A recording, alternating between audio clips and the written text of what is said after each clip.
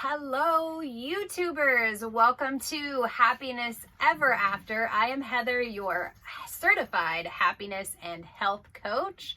I am here with my proven methodologies, worksheets, and program to help you each month work through different things that tend to get in our way of our happiness. So this month, it is January. It is the very first Monday of the very first week of this brand new year, January 2021. And our theme this month is changing perspective. This is your monthly overview. If you have the box, you have all of these worksheets printed out and ready to go. You have a couple tools. You have a sand timer. It's a 5-minute little timer. You have a prism that hangs, crystal prism that'll hang and has different, the light reflects different colors of light, and the journal, the pen, the affirmation cards, and your kunzite crystal for the month. So the kunzite is about self-love. It assists in dissolving deeply held pain and resentment and allows the heart to expand and flow, giving and receiving. So just opening yourself up to self-love, self-care, being able to see. So changing perspectives is all about seeing things from different angles, which is why you have the prism. So this very first week, our self-reflection topic is to slow down and take time to perceive. So not just seeing the situation the way your brain normally sees the situation, the way that you are defaulted to program to see things, but to take the time to try to look at different situations, stress points, anger points, anything in your life that you feel like causes you anxiety, stress, anger, any of those emotions that aren't calm or happy, and try to see them like the prism. Try to look at them from different angles and see, your brain, try to make your brain like that prism. The thought goes in and it reflects off in 15 different colors. You see it in white, but there is a green side, a purple side, a red side, a blue side. There's all the different colors. And you need to maybe sometimes take a look at the different options, the different colors that are projected off of your brain, and see if you can find different solutions, different outcomes to the same problem that help you feel better, because we can't change other people. We can't change everything that happens to us. Some things just come at us and we have to absorb them and we have to react to them or not react to them. And those are the choices we have. But if we take the time to actually sit and think about the different possibilities, maybe we don't cause ourselves as much stress, as much angst, as much anxiety as we have in the past, because we start to see things for what they are or what they could be rather than just how we normally react to them. So it's about changing things going forward in this new year. So this first week, we're slowing down and taking time to see. We're also looking at, so the first piece is your food. So we're logging our food. It helps you to know what you're eating. And the biggest struggle, if you're trying to lose some fat, if you're trying to get your weight under control, if you're trying to get healthy, it's important to know what you're eating, because your diet is the biggest factor. You eat way more times than you potentially can work out, or that you could possibly even work out. You can destroy any fitness routine with your diet. So diet is the top most important thing to staying healthy. You do need to move, you do need to keep your joints limber and your heart strong and all of that good stuff. But the main factor of, gaining unhealthy weight has to do with controlling your diets. And the first step is to just log your food and know what you're eating. So start logging your food down. You can use apps. I use MyFitnessPal. I found it out of all of them to be the most convenient, easiest. It's got planning. The app isn't amazing. I'm not going to lie. There's a lot of things that you have to hunt around for if you're trying to be more fancy. But from just the basic logging, it also syncs with my Fitbit. So I really like that, because it'll track my steps right into the app, and you get credit for your workouts. You can log your workouts and get some points back, some calories back. So whether you want to play with that or not. You can also set a target for how much you want to lose each week, and it'll tell you approximately, you know, in your level of activity, and it'll tell you approximately how many calories you should be eating each week. So you can check out MyFitnessPal there, and again, it'll sync back and forth. So if you log your weight in one, it'll track it in the other. So I like that platform as well. So anyway, you set your calorie count if you would like, but the basic point is to just at least start looking at what you're eating and hold yourself accountable to the food that you're putting in your mouth. This month we're avoiding oils and added sugars. So a lot of times, you know, you can eat really healthy, cook from home, but you just add a ton of oil to it. Or you can get products or buy food out, which seems healthy, but again, they could have a ton of oil in it, different oils, and you don't know if it's vegetable oil, olive oil, canola oil, like you have no idea half the time what's in it. So just be careful with your oils. And then your added sugars, you know, you should be only having 25, if you're a female, 25 grams of sugar, added sugar a day.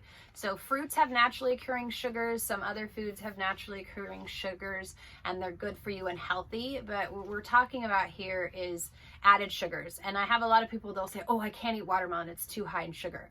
Well, if you don't eat a candy bar that day, watermelon would be the healthier choice. If you're going to have a candy bar and some watermelon, probably don't double down on the sugar in that case. But, you know, if you choose a fruit for dessert over a candy bar or something else that's sweet, your cookies or your cakes or whatever, you're going to win every time. So try to focus on fruits for the sugar if you need sugar in your diet, but also look at certain foods that you wouldn't think would hold sugar, like milk has sugar. Obviously sodas have a ton of sugar. So a lot of the drinks, teas, also artificial sugars do react poorly within your body. So as much as you don't get the calorie count, your body doesn't know what to do with it, and it could store it all as fat anyway. So just avoid like any sugar supplements or any sort of added sugars or as much sugar as you possibly can, because that's what gets you in trouble.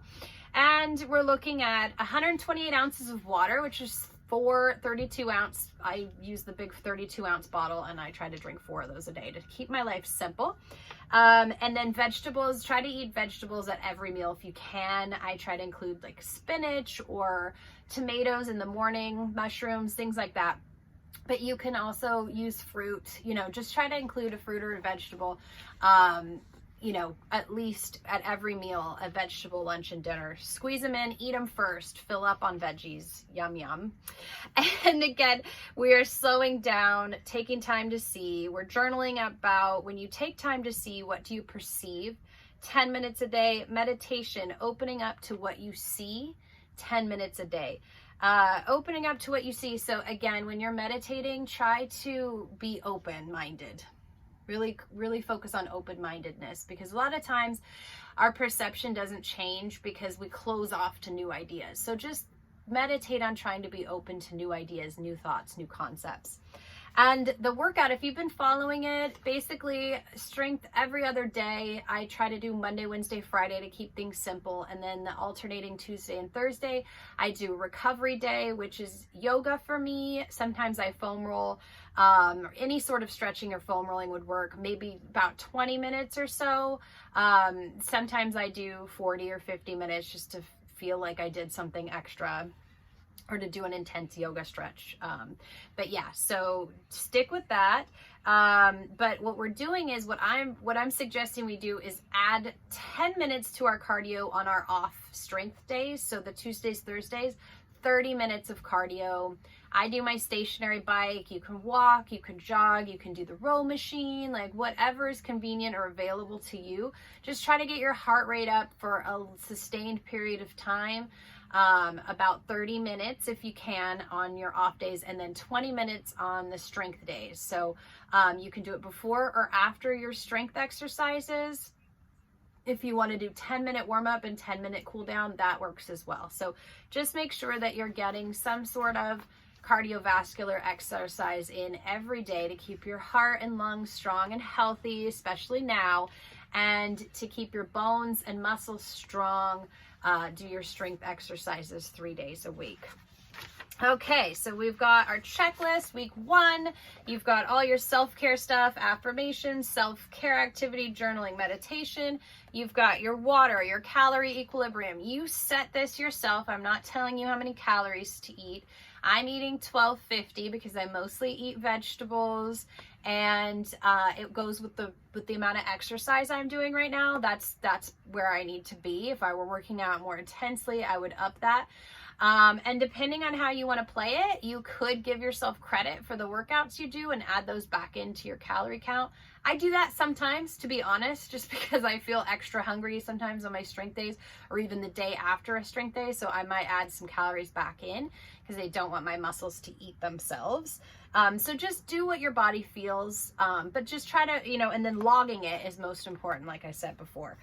Then I've got the 5 days of cardio, 3 days of strength, 2 recovery. And then at the end of the week, we've got our 2 homework assignments. So those are all your check boxes to keep you on track.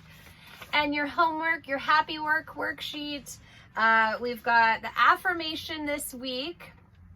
I take my time to see all sides of a situation. I take my time to see all sides of a situation.